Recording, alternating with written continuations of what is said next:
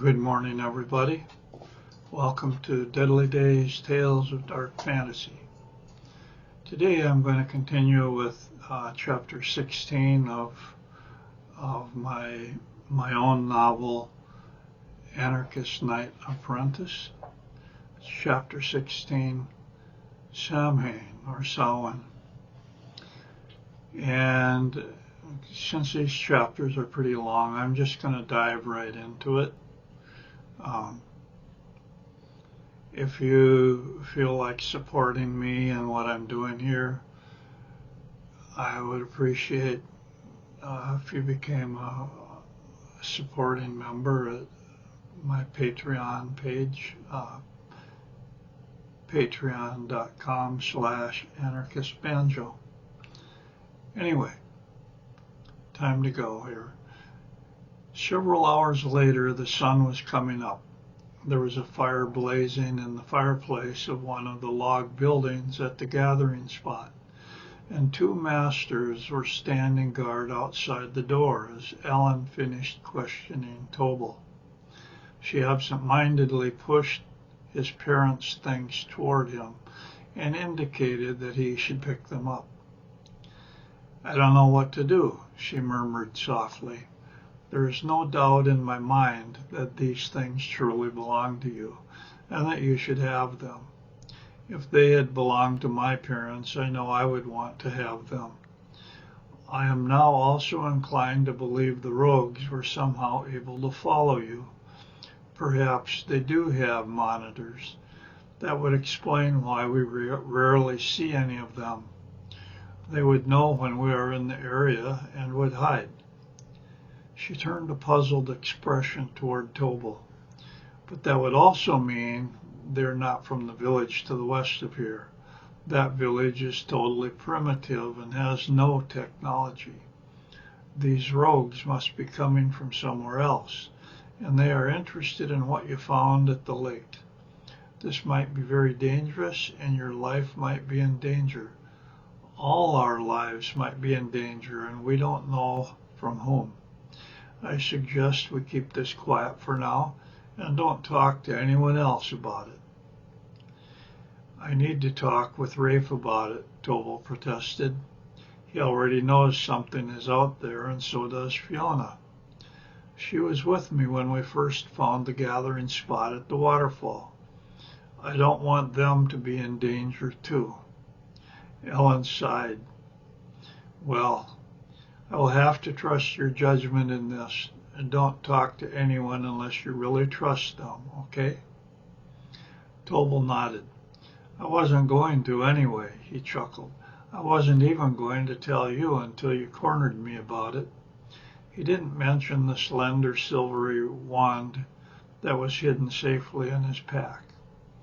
Both Ellen and Tobal decided it would be a good idea for him to stay close to the gathering spot and around other people in case the rogues had specifically targeted him. So he spent most of the month helping Dirk and Rafe working up wood for Circle. Rafe asked him about his trip and was very interested, but Dirk was always around, and Tobal felt he needed to talk with Ellen first, so he told Rafe to wait till Circle. Rafe's eyes narrowed a bit, eyeing the amber and jade necklace. He didn't ask anything more about the trip. They were trying to get wood ahead, so there would be an ample supply during a snowstorm or blizzard. There was already 1 foot of snow, and travel was getting difficult. With Tobal's help, Rafe and Dirk got a lot of wood brought into camp. Rafe was becoming more confident and sure of himself. He was also growing taller and filling out. The constant back-breaking work of chopping wood with stone axes seemed to be putting muscle on him, too. The chevrons on his sleeve proclaimed he had won 3 fights, and he was learning how to take care of himself. The first week, exhaustion pulled Tobal into a restless sleep after a long day of chopping. A stormy dream gripped him. Rachel lunged through the mist. her chains clanking as she grabbed his arm, her tear-streaked face glowing faintly. "Harry's searching for you. Stay hidden," she cried, the air thick with damp stone and rust. He thrashed awake, sweat soaking his furs, clutching the medallion as it pulsed with a warm, frantic beat.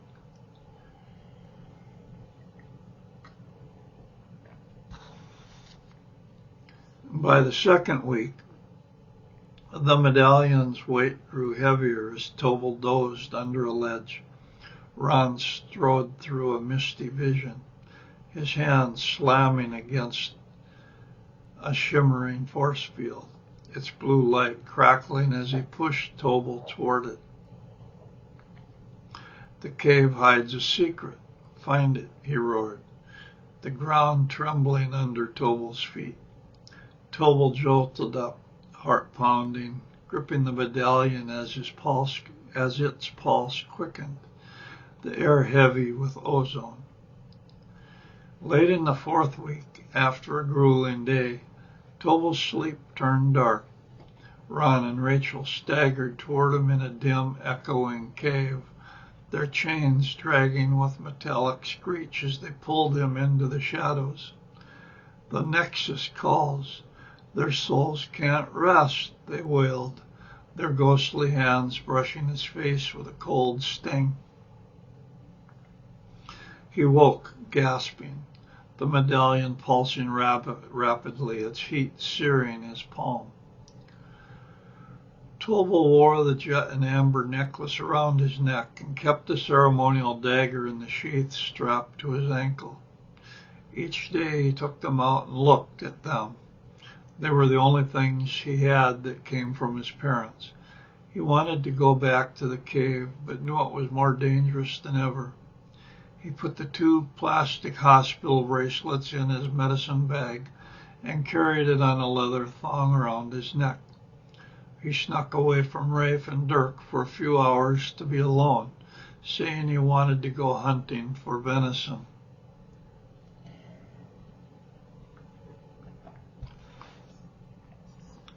It was the wand that he didn't know what to do with. It was about a foot long and 1 inch in diameter.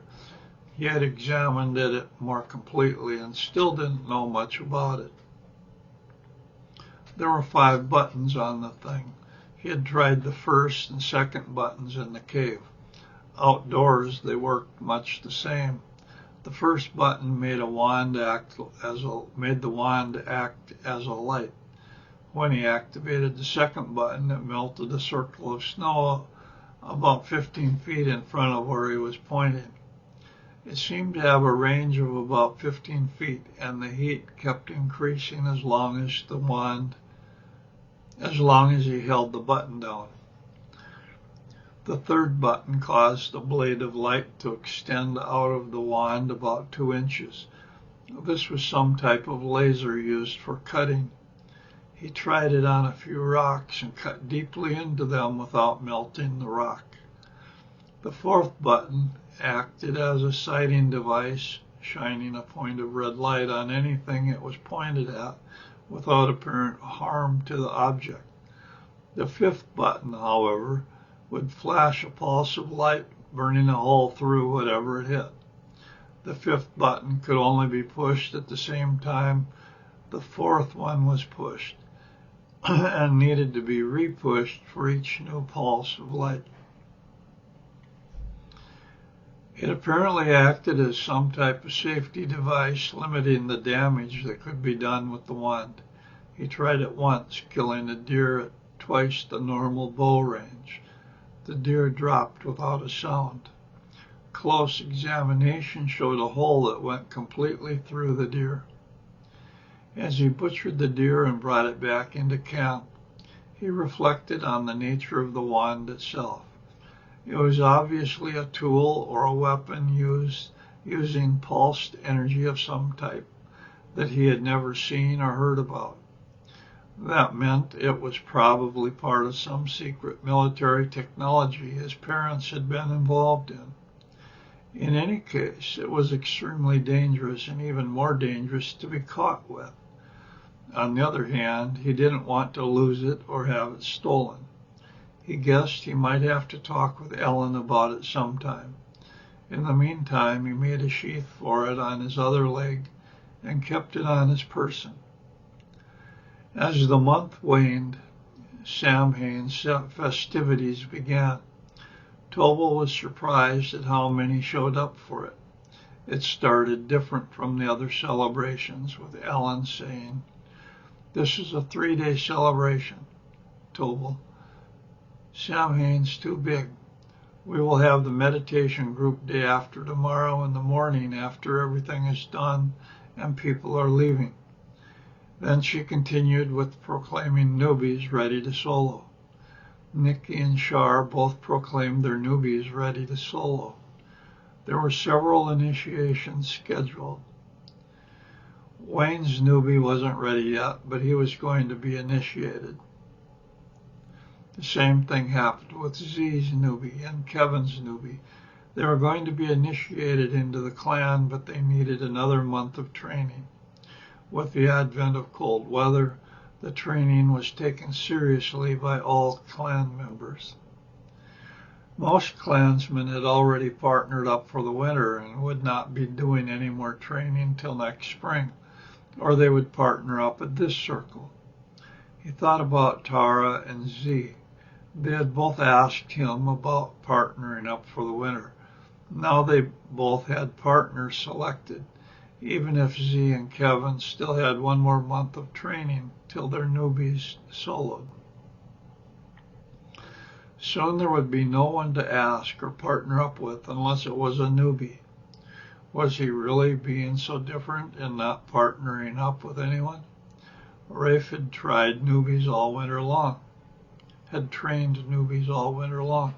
He caught Char a bit later and talked with her about it. "I notice your newbie is soloing this month," he congratulated her. "What are you going to do now?" "Well, I was going to see if Wayne wanted to partner back up for the winter," she said bitterly. "But he is not speaking to me and in the middle of training his newbie. If he is training her like he trained me, she will probably be spending the winter with him. I hate that man." She started crying, and Tobal put an arm around her shoulder to comfort her. He felt her shoulders shaking against him. "He's just training newbies like you are, Char. What are you mad at him for?" "He's not talking to me or looking at me, that's why," she snapped at him. "All he does is spend time with her." Tobal sighed and wished he was anywhere else. "You sound just like he did last month when I was talking to him. Don't you remember how jealous he was? You were afraid he was going to pick a fight with Rory. Look, this will make 1 chevron for you and 2 for him. What are you going to do now? Try training another newbie or wait out the winter? You can't control what he does. You can only control what you do. What is it that you really want to do? Become a citizen and get a real life. Okay, so what do you need to do?" "I guess I'm going to train one more newbie this winter." "Thanks, Tobal," she told him. "I know that I need to move ahead, but it's hard sometimes. These old habits are so hard to break. It's easy to get depressed about things." "Let me know if you need any help," he told her. "I'm planning on training newbies all winter myself. It's kind of strange, but I'm a little afraid of partnering up with anyone for the entire winter." "Why would you feel that way, Tobal?" she asked curiously. "Well, partnering up with a girl for the winter kind of implies a sexual relationship," he flustered. "What's wrong with a sexual relationship?" she asked. "You do want sex with girls, don't you?" Now he was red and embarrassed. "Wanting sex and having sex are 2 different things, Char. At least for me they are. I don't want to hurt anyone, and what if it doesn't work out between us? What if she gets pregnant or something?" Char laughed. "You're taking this much too seriously, Tobal. For one thing, no one is going to get pregnant out here. Once a year we get birth control shots that last the entire year. In fact, we get them during Samhain, which is this month. The medics will make sure we get our shots if we want to continue in the apprentice program. I thought you knew that. Tobal looked confused. She continued, it might not be a good idea for two apprentices to get together like Wayne and I did. It is really hard having a permanent love relationship with someone when you need to train and live with other people, like Wayne and I need to do. But it is normal to be sexual with others. Having sex is a form of sharing and a way of deepening a relationship. It is no big deal, really. None of us are experts at love. We all need to have experiences and learn from those experiences. Our love partners help us and we teach each other about what pleases us. Tobal. She looked at him intently and unfastened her robe. Do you want to have sex with me? He found himself staring at her body. Her soft breasts and the mound of blonde pubic hair stirred something inside him. Tobal found himself uncomfortable with the subject and with his own feelings. She had a good-looking body. I think I will wait until I get to Journeyman before I worry about it too much, he said awkwardly. She laughed. Well, at least give me a hug and a kiss then. She moved closer so her bare body was against him as they hugged. It was a long hug and a long kiss.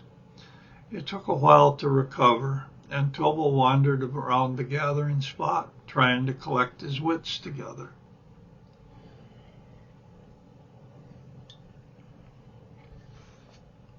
He thought about what Shar had said and wondered if she was right. And maybe he was making too big of a thing about it.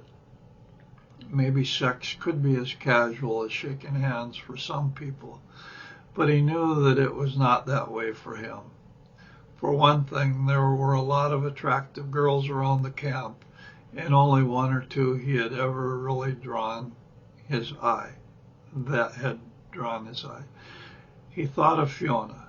Yes, he was sexually attracted to Fiona. Then Becca came unbidden into his mind, and he hastily pushed her back out. He didn't know what was going on between him and Becca, but it was more like electric shock therapy than sexual attraction. Sarah, Mike, and Butch had all completed their solos and were talking together when he came up to them. They were going to take this month off and work on their own base camp, getting prepared for winter. It seemed most clansmen were either doing that or had already done that. None of them were talking about partnering up for the winter, but they were thinking about working together, setting up winter camps. Once their winter camps were set up, they would decide if they were going to do any training or not. Fiona, Becca, Nikki, and he were the only ones interested in newbies this month. They each received a new chevron, except Nikki. Her first newbie was going to solo that month. That made 3 for him, and 1 each for Becca and Fiona. You're going to travel with us to Sanctuary after the meditation group, aren't you? Nikki asked. It will be a blast. I might, he said evasively. I need to talk with Ellen first, though, and I might be running later than usual. If I'm not around, just take off without me, and I'll catch up with you. What do you need to talk with Ellen about? Nikki asked. She wants to know more about when my base camp got burned by rogues, he evaded by giving a simple answer. I remember that, Fiona exclaimed. That's when we found the waterfall by the lake in that weird abandoned gathering spot. Tell her she can talk to me too if she wants. Say, have you ever gone back there like you said you were going to? That's one of the things I'm going to talk with Ellen about, Tobal said. It's pretty bad weather to go there now, though. Too easy to get snowed in. Maybe we can all go there this spring sometime, Becca said. I love swimming, and there isn't a really good swimming spot around here. That's a great idea, Nicky said enthusiastically. Well, just let me know so I can go with you, Tobal said. It might be dangerous, and there should be enough of us going so no one will attack us. Why would anybody want to attack us? Nicky laughed. You have something in mind, handsome? The other two laughed, and Tobal turned away with a dark shadow on his face. He couldn't tell them the entire story, or it would be all over camp, and Ellen would have his head. It was better just to leave things the way they were for now. Misty was again High Priestess and did a nice job. Ellen was there and said she needed to talk with him later after Circle. Angel was also helping out in the Circle. There was a new High Priest too, but Tobal didn't remember his name. Dirk was there along with Rafe on wood patrol, keeping the fires going. There were several journeymen Tobal recognized and many more that he didn't. This was the largest circle he had ever been to. Ox had even shown up for the party, strutting 3 chevrons on his black tunic. It was the end of the harvest cycle, and the last time many of them would see each other until next spring, so they were determined to have a good time. After the initiations, the party really began. At Drum Circle, the drumming and dancing went long into the night as people laughed, leaping among the flames individually and together. The festivities lasted 3 days, with the last 2 days reminding Tobal of a flea market and county fair. People brought items to sell or trade, especially beautiful handcrafted garments and tools. The most interesting were winter garments that made Tobal's efforts seem crude in comparison. He examined them carefully and took mental notes so he could duplicate the work later. He did the same with other tools and items that caught his interest. This was the time clan members would show off their creativity and individual talents. There was music, handmade stringed instruments, and wooden flutes. There were, of course, the drums that beat out a steady rhythm deep into the night for all the dancers. The second day was reserved for games and competitions. During a break, Tobal approached Rafe near the woodpile. "Watch this," he said, drawing the silver wand from its sheath and pointing it at a patch of snow. A red light flashed, and with the 5th button, a pulse melted a 15-foot circle, steam rising. Rafe's eyes widened. "Holy shit, put that away. Do you want to get us killed?" Tobal sheathed it quickly. "I found a secret cave. My parents' things. This wand. Air sleds tracked me. Ellen was furious, but checked my camp. It's forbidden. Rogues are after it." Rafe nodded, stunned. "Does Ellen know?" Tobal shook his head. "Not yet. I'm figuring it out." He was not surprised when Fiona won a knife-throwing contest, but he gaped in envy at the prize. It was a hand-forged axe, one of the third-degree members had somehow created. With an axe like that, work would go much more quickly than with stone axes and knives. It would help not only with firewood, but also in the creation of bigger and more permanent shelters like log cabins. It was also on the second day when female clan members got their annual birth control shot to prevent pregnancies. There were lots of sexual jokes going round the camp and open invitations. Tobal wondered more about this and asked one of the medics. The medic told him the city felt it was too dangerous to have children or raise children under these harsh survival conditions. People were free to have children once they became citizens, but not before. This was a rule that was strictly enforced, and medics would fly their air sleds out to those females that had not attended this gathering. If they refused the shot, they were disqualified. This did happen, the medic told him. There were always second-degree couples, content living as they were and wanting to raise families out here in the wilderness. In fact, there were enough of them that they had formed their own family-type gathering spot 200 miles to the west.